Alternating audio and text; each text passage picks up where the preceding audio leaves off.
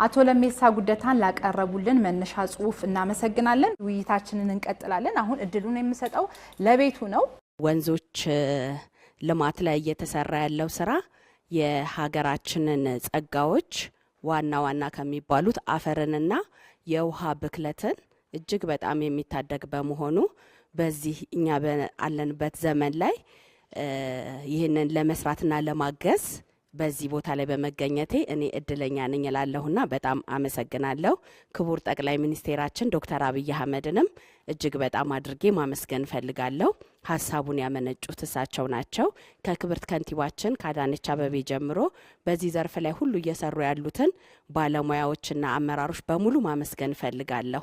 ምክንያቱም በአይኔ እያየሁትኝ በቅርበት እየተከታተልኩት ያለሁት የወንዞች ብክለት እያየነው እየጸዳ እያማረ ለኛም ለነዋሪዎቿ ምቹ ንጹህና የተጠበቀ ጤናዋ የተጠበቀ ከተማን እያየን ነው። ምን የሚባል አባባል አለ? ሰጎን እንቁላሏን በአይኗ እያየች ነው የምታስፈለፍለውና ለደቂቃ አይኗን ከእንቁላሉ ላይ ካነሳች እንቁላሉ ይበላሻል።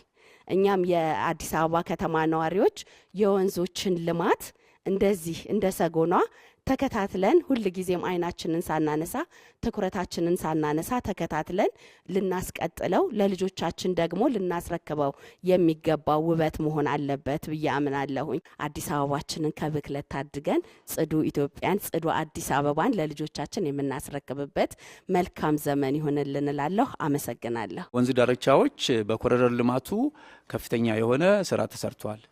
በተለይም ከላይኛው ተፋሰስ ላይ ያሉ አካባቢዎች ያለውን የአረንጓዴ በግሪን ሌጋሲ አረንጓዴ አሻራ አማካይነት ዛፎችን በመትከል እንደገና ደግሞ የአዲስ አበባ ቶፖግራፊ በጣም አስቸጋሪ ነው። ያን አካባቢ ደግሞ መልሶ በልማቱ ማልማት እዛ አካባቢ ለአፈርና ውሃ ጥበቃ የሚያገለግሉ ዛፎችን በመትከል ሳር በመትከል እና አካባቢውም ደግሞ ንጹህ ውብ ሰዎች የሚዝናኑበት የመዝናኛ ቦታዎች እንዲሆኑ ከማድረግ አንፃር ቢሮ ከፍተኛ ስራ እየሰራ ነው ያለው።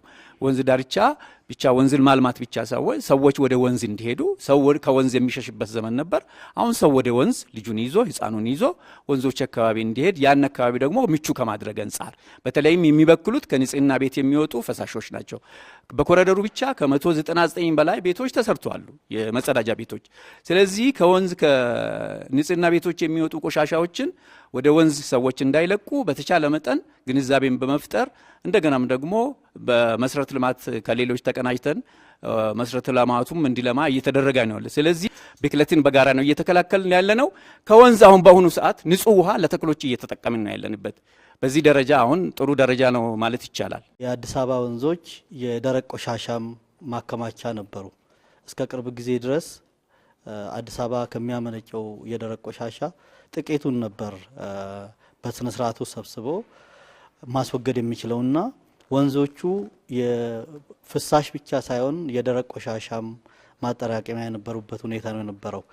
ይሄ ደግሞ ታች ላይ ያሉትን ገበሬዎች ማህበረሰቡን በጣም በከፍተኛ ሁኔታ ሲጎዳ ነበርና አንደኛ ገበሬዎቹ ያንን ውሃ ለእርሻ ተጠቀሙበታል። ወንዞቹ ለከብቶቻቸው መጠጥነት ተጠቀሙበታል። ይሄ ሁሉ ዙሮ ምንድነው ያደረገው?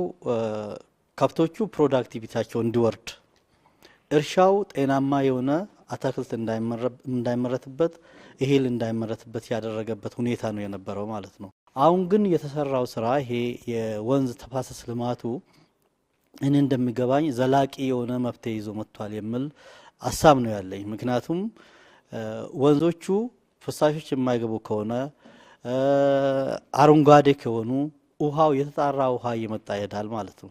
አሁን ሙሉ በሙሉ ውሃው ጸርቷል የሚል እሳቤ ኑሮኝ ሳይሆን ምክንያቱም በአንድ ቀን አይደለም የተበከለው። ረጅም ጊዜ የወሰደውን ነገር በድፍረት ዛሬ በ2 አመትና በ3 አመት ውሃው የሚፈለገውን ስታንዳርድ አሟልቷል ብሎ መናገር አስቸጋሪ ነው። ግን ምንድነው ይሄ ከቀጠለ በአንድ ቀን እንዳልተበከለ ረጅም ጊዜ ወስዶ እንደተበከለ አሁንም ደግሞ ረጅም ጊዜ ወስዶ ምን ይሆናል ብለን ነው የምንጠብቀው?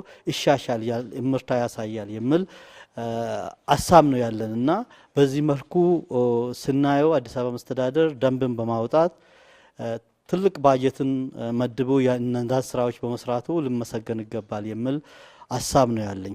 እንደ ፍትህ ቢሮ ከመጀመሪያው ጀምሮ ተሳታፊ ነበርን በዚህ ጉዳይ ላይ።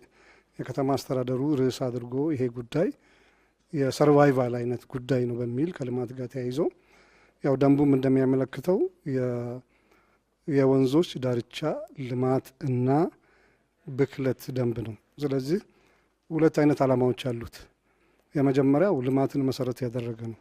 እንዴት አድርገን ነው የወንዞች ዳርቻዎችን አልምተን ለጥቅም ላይ የምናውላቸውን የሚለው የያዘ ነው። ከዛ በኋላ ከብክለት ጋር የተያዙትን ደግሞ ብክለቶች እንዴት እንከላከል የሚል ነው።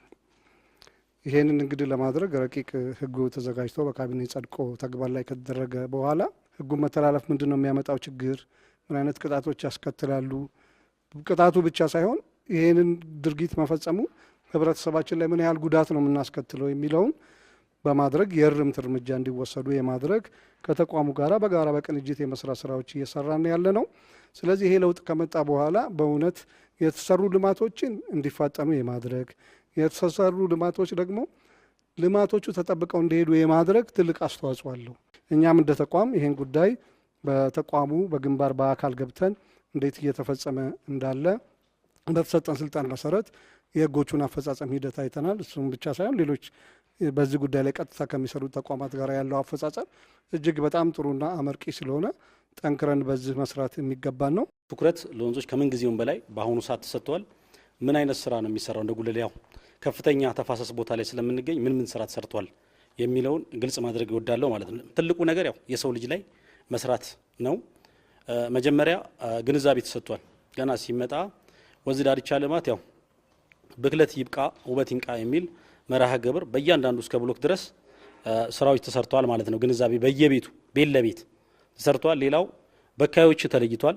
እነዚህ ከተለዩ በኋላ ደግሞ ያው ወንዝ ማጽዳት በጋራ በመሆን አካባቢ ያለው ወንዝ የማጽዳት ስራ ተሰርቷል ማለት ነው። እና ያው የአፈርና ውሃ ጥበቃም ስራ አንዱ ለወንዞች አስተዋጽኦ ስላለ ላኛው ተፋሰስ ላይ ምን ጊዜም ይሰራል። በተጨማሪም ግን 180 ደንብ 180 በቅንጅት መሰራቱ በመግባባት አካባቢ ጥበቃ ባለስልጣን፣ ደንብ ማስከበር ባለስልጣን የራሳቸውን ኃላፊነት እንዴት መወጣት አለባቸው የሚል በጋራ ከግንዛቤ ጀምሮ ወደ ትግበራ ገብቷል። ወደ ትግበራ በሚገባበት ሰዓት ግን ትልቁ ነገር ከግንዛቤ አልፎ የህግ ማዕቀፍ መውጣቱ በጣም ደስ ይላል። የህግ ማዕቀፍ በጣም ቅድም ያየነው አካባቢ ጥበቃ መቅጣትን አያምንም፣ ደንብ ማስከበርም መቅጣትን አያምንም። ተላልፎ ግን የተገኘ የሚያስተምር መቀጮ እየተቀጣ ይመጣል ማለት በጋራ በመሆን